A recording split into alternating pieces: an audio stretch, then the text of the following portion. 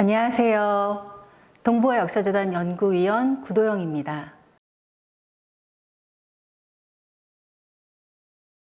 저는 오늘 중국 명나라에서 크게 유행했던 조선 드레스 열풍을 확인하고 조선 전기 여성 한복의 형태적 특징을 주변 동아시아 국가들과 비교함으로써 차별성과 그 의미를 확인하고자 합니다.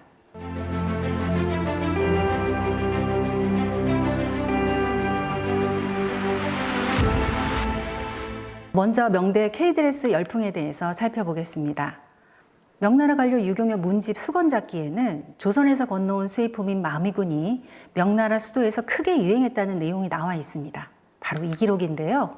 마미군이 조선에서 명경사, 경사는 수도라는 뜻입니다. 수도로 유입이 되었고 부유한 상인, 귀공자 등이 먼저 이 옷을 입으며 유행을 선도하다가 나중에는 조정 문관 관료들까지 입었는데 사치스럽고 예쁜 옷이라는 겁니다.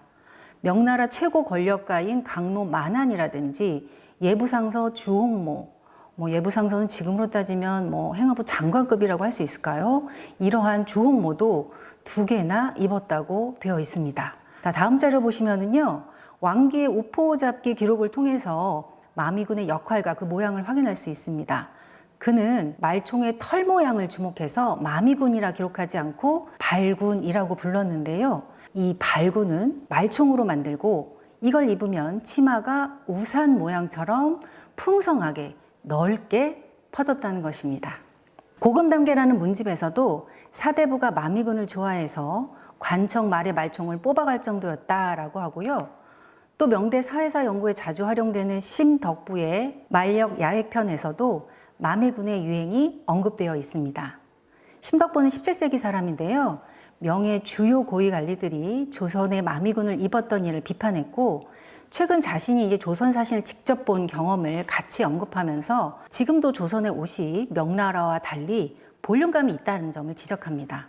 그러면서 여전히 조선은 마미군을 착용하는 것 같다라는 기록을 남기고 있습니다. 중국 자료 속에 마미군의 흔적은 또 있습니다. 명헌종 원서 행락도인데요.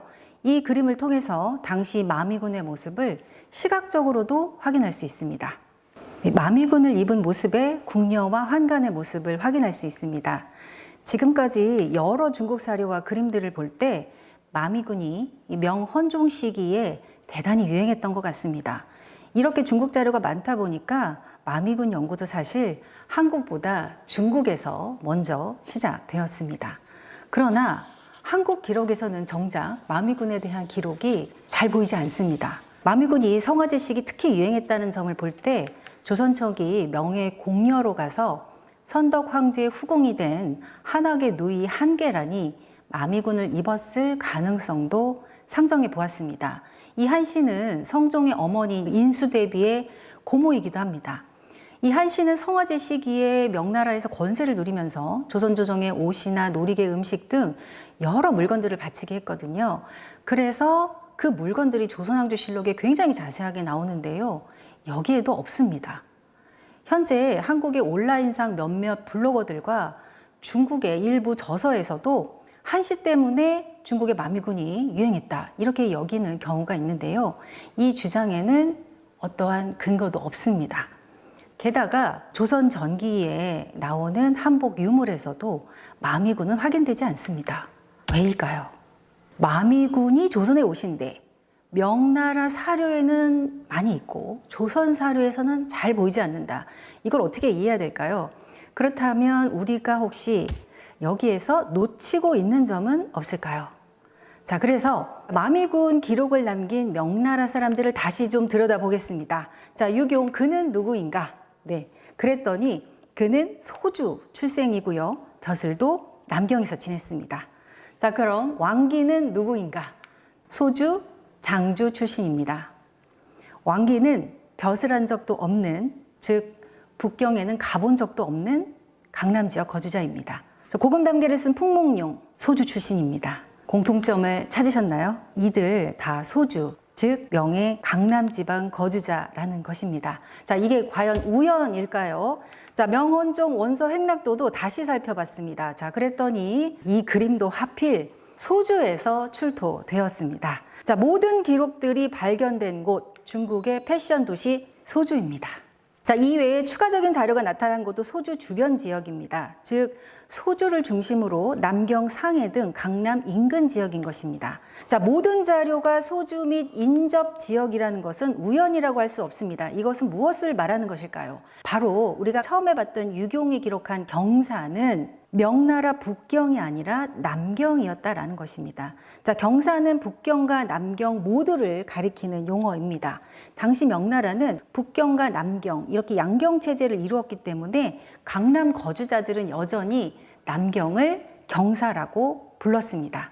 자, 이제까지 한국과 중국의 연구자들은 마미군이 당연히 북경에서 유행했을 것이라고 여겼지만 사료를 조금 더 자세히 들여다보면 그렇지 않았던 것입니다. 그래서 기록의 맥락을 잘 보아야 됩니다. 마미군은 남경, 소주를 중심으로 그 인근 지역을 포함한 소위 명강남 지역에서 유행했던 것입니다. 마미군 유행과 관련해서 이 조선왕조실록 기사가 결정적인 확증 단서를 제공합니다. 좀 보면요, 제주도는 서울과 멀어서 수령들이 불법적인 일을 많이 하는데 종의를 짜서 만든다라고 되어 있습니다. 자, 여기에서 한자 종은 말총이라는 뜻인데요. 마미와 뜻이 같습니다. 그리고 당시 제주에서만 종이가, 즉 말총 옷이 생산된다 라고 되어 있는 것입니다. 그래서 당시에 이 마미와 마력 이런 것들이 다 잘려서 없어졌다는 내용이 이 조선의 성종실록에 종이라는 이름으로 등장을 하고 있는 것입니다. 그래서 이 기사를 자세하게 좀 정리를 하자면 조선에서는 마미군을 종의라고 기록을 했고요. 1487년 조선관료 최부가 제주도에서 배를 타고 서울로 가다가 기상악화로 표류해서 배가 명나라 강남 지역인 절강성 해안에 도달을 하게 됩니다. 간신히 그래도 목숨을 부지하게 되는데요. 당시 중국인들은 이 조선인 최부를 보고 뭐라고 얘기하냐면 종이 가지고 왔어? 이전에 이 섬은 종이를 많이 팔던데 너는 유독 없으니 가난하구나 라고 했다는 것입니다. 자, 이것은 무엇을 말하냐면 명나라의 강남 지역에서 말총으로 만든 옷이 조선의 옷이라 인식하고 있다는 단서를 확보할 수 있는 것입니다. 자, 그래서 진짜 이섬이라는 사람이 누군가 찾아봤더니 제주도의 수령이었습니다. 자, 이 사람도 1482년 기상악화로 표류해서 지금의 강소성에 도달한 바 있습니다. 네, 역시나 강남 인근 지역이죠. 당시 15세기에 조선과 북경을 오가면서 명황제에게 줄 고급 선물을 소지한 조선 외교사절단들에게는 종이를 물어본 중국인이 없었습니다. 그런데 풍랑을 만나서 모든 것을 잃고 간신히 목숨을 부지해서 행색이 초라한 강남에 겨우 도착한 이 조선인에게는 중국인이 마미군을 사고 싶다고 했다라는 것입니다. 일반적인 어떤 대중의 시선에서는 중국의 수도가 북경이니까 명대 북경이 최고의 패션 도시였을 것이다. 이렇게 막연히 여기는 경우가 있는데요. 명의 강남 지역이 중국의 패션과 유행을 선도하는 지역이었고 그 중에 으뜸이 소주였습니다. 북경의 유행 복식조차 강남의 영향을 받기도 했습니다. 명나라의 소주인들은 외국의 옷도 받아들이면서 사치를 부렸고 이것은 중국 의료업 발달을 촉진하는 매개가 되었습니다. 자, 사료에서 마미군이 언급된 지역을 지도에 표기하면 이와 같습니다. 이제 정리할 수 있겠는데요. 조선 제주의 의상 마미군이 중국 강남 스타일이 되었던 것입니다.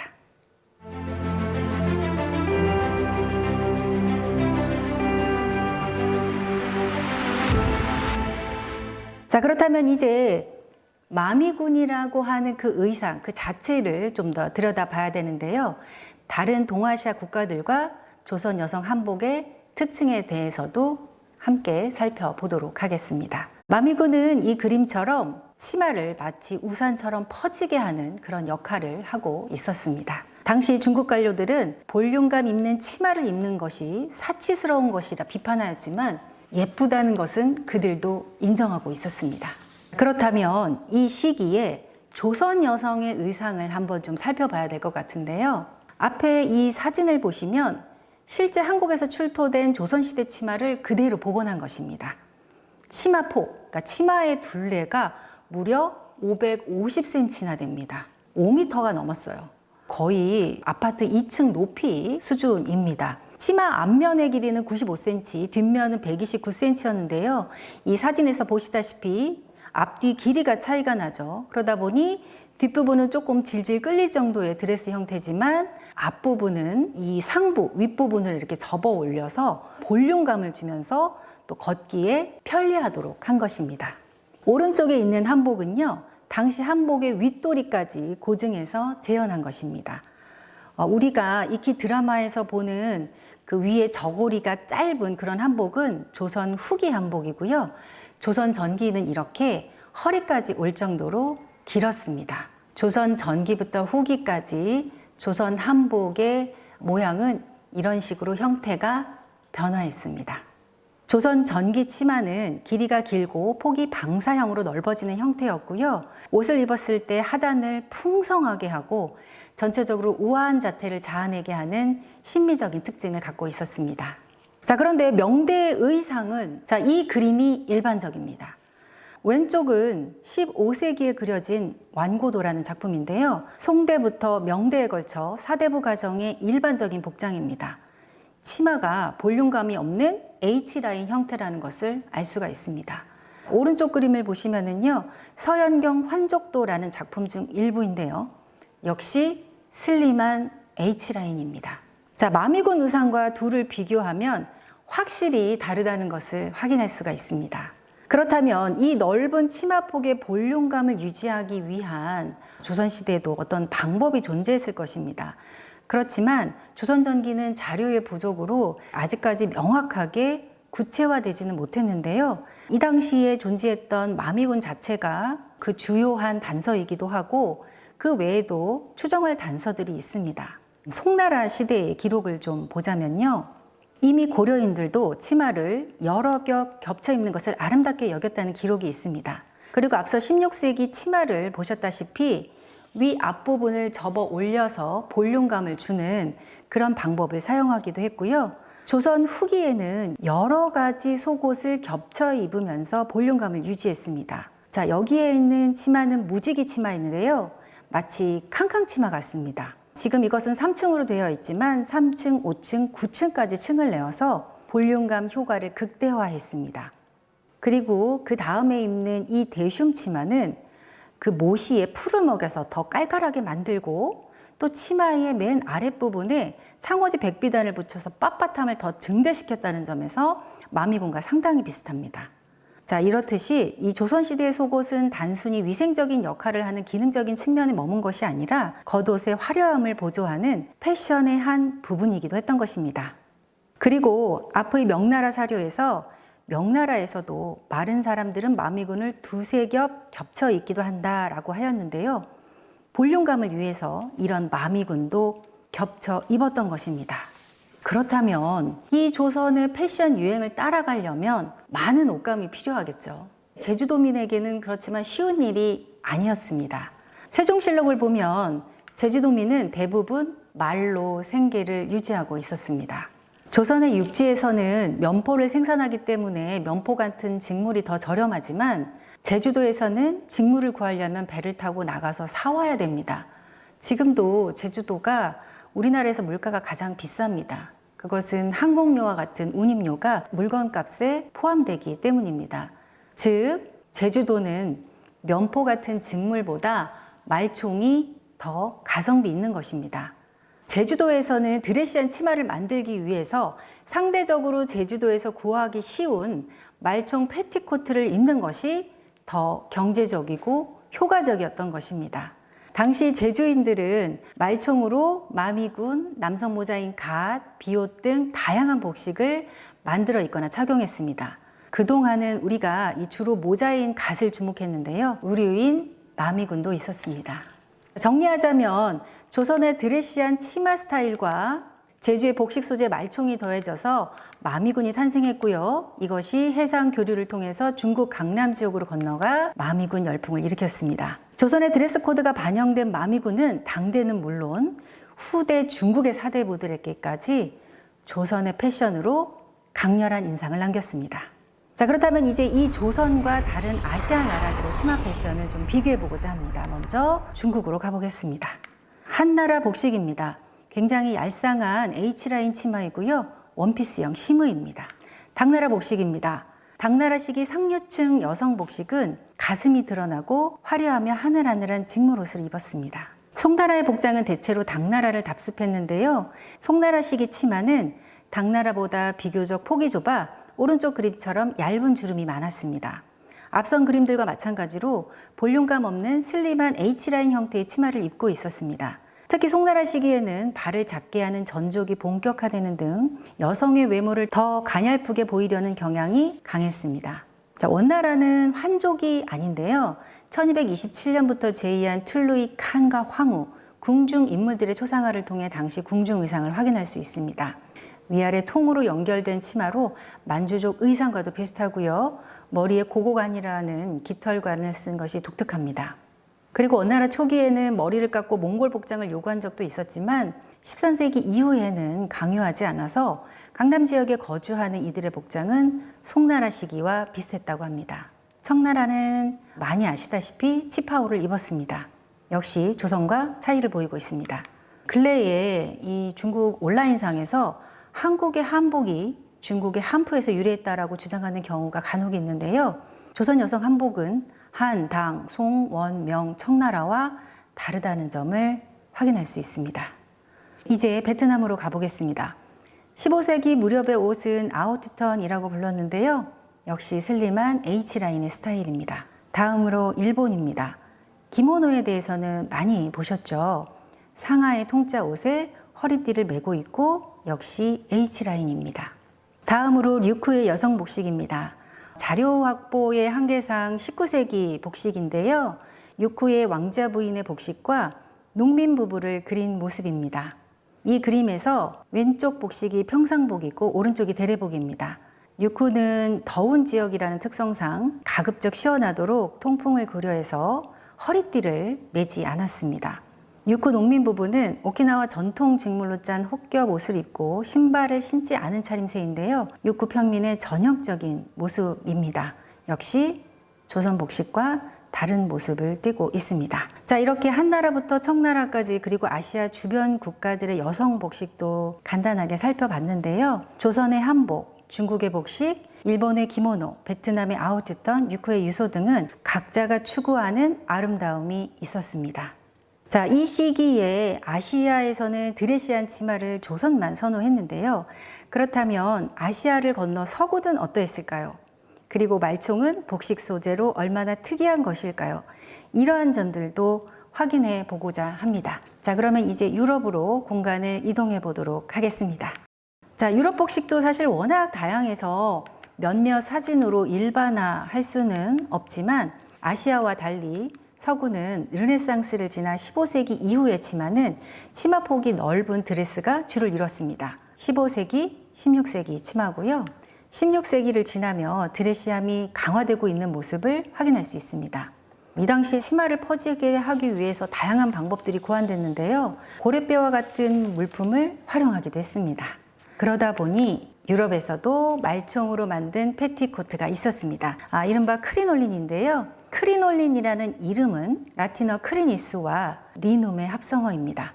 크리니스라는 말 자체에 말의 털이라는 뜻이 있었습니다.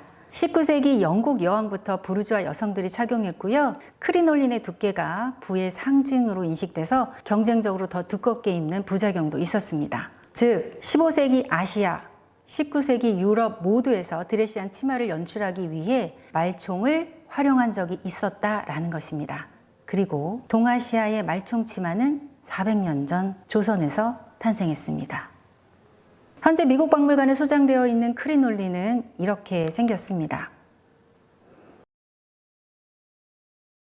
그리고 말총은 여성 옷뿐만 아니라 남성 옷에도 사용되었습니다. 20세기 남자의 양복에도 이 말총 재료를 넣었는데요. 아무래도 말총 재료를 양복에 넣으면 옷이 구깃거리지 않고 우리가 속칭 막 슈트빨이 난다 이런 얘기들을 하는데 그렇게 이렇게 각이 잡혔기 때문입니다. 양복에서 말총을 제외한 것은 1970년대 이탈리아 명품으로 잘 알려진 조지오 알마니 제품부터라고 합니다. 그래서 이후에 많이 감소하긴 했지만 지금도 양복을 만드는데 말총이 부분적으로 사용되고 있다고 합니다. 생각보다 말총 소재가 우리 가까이에 있었다는 것을 알 수 있습니다.